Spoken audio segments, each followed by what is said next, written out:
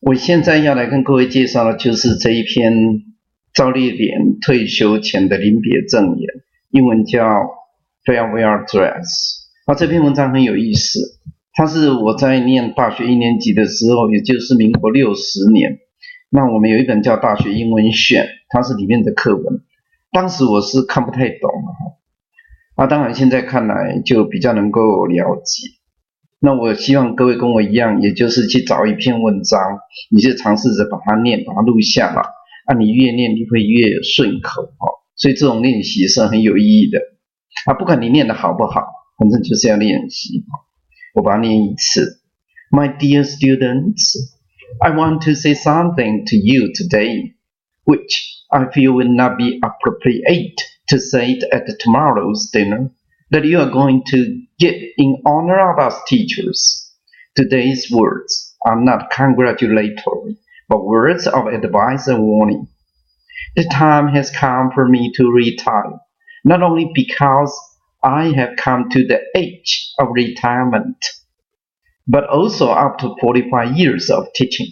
I'm physically, mentally, and spiritually exhausted. You are probably the last class I shall ever teach. My hopes for you are high, and it is my fervent prayer that you will not disappoint me. During the past years, I have been deeply unhappy to see many of my students forget the warmth and the enthusiasm of their student days only a few years after leaving school. They have become immersed in the sloughs of society and have lost the value and ideas of their youth. What has done this? The pursuit of money and power, which has taken hold of their minds and souls.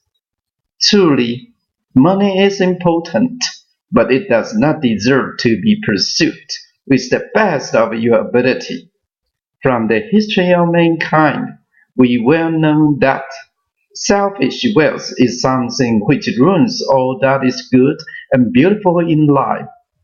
The pursuit of money for yourself will never satisfy you. The more you get, the more you will want. You will never get enough and will want to start pursuing money to the day you draw your last breaths.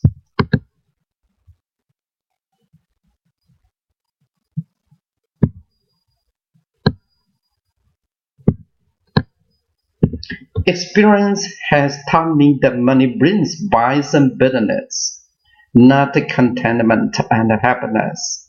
Take myself, for instance. I was born in a rich family, and when I grew up, I married into an even richer family, but unfortunately, it was wealth that divided my family and lengthened the distance between me and those near and dear to me.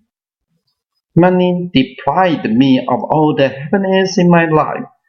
Money brought me nothing but sorrow and bitter regrets. That is why I hope not one of you will become a millionaire and lose the true blessing of life, for money can easily bring you misfortune. Money is usually accompanied by power and can buy power. Power is often a great temptation to young people. Perhaps you are still too young to realize how terrible power is. I have seen many promising youths who sought power and were destroyed by power. It is my hope that each one of you will carry out his own responsibilities and the obligations of his own work to the best of his ability. Our nation is now going through a life and death struggle. It is the duty of each one of us to do the work best fitted for us, and do it to the utmost of our ability. Each one of you must do your very best for our country and our people. There is an old proverb which says a great river is made up of myriads of drops of water. Each one of you is like a drop of water. Alone you are nothing, Together you can form a mighty body of water and will be strong enough to turn the wheels of time and circumstance.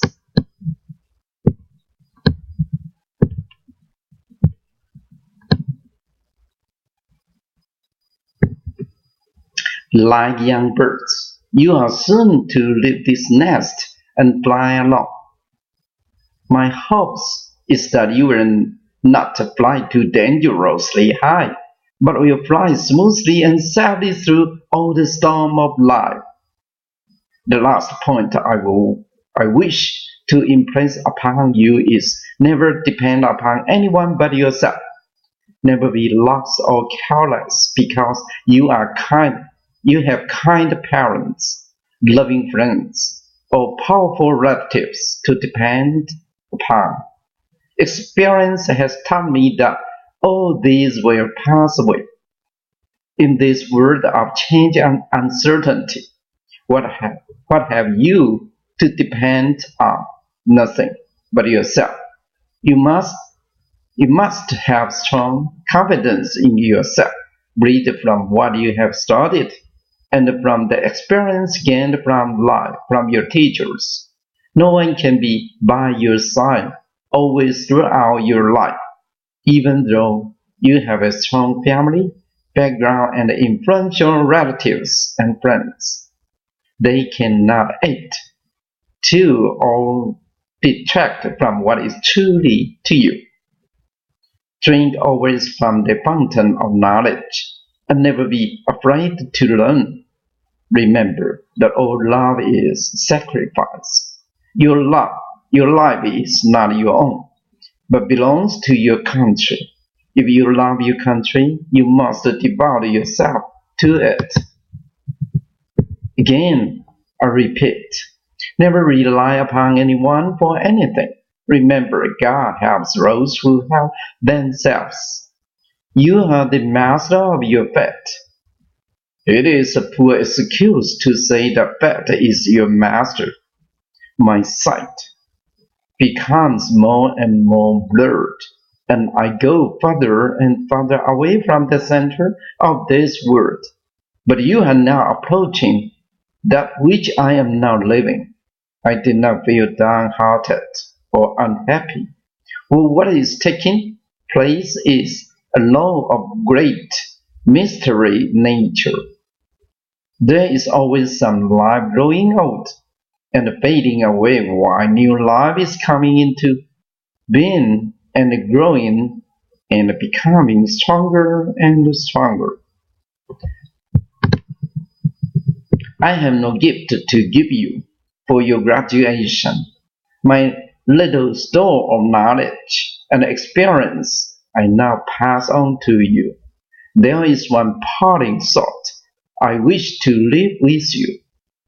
Wherever you go and whatever you do, act a true Chinese, and acting as a true Chinese have been the mainsprings of my life. I'm proud, not of my meager knowledge, but of the chance that I have had to pass it on, small as it is to you, the young generation.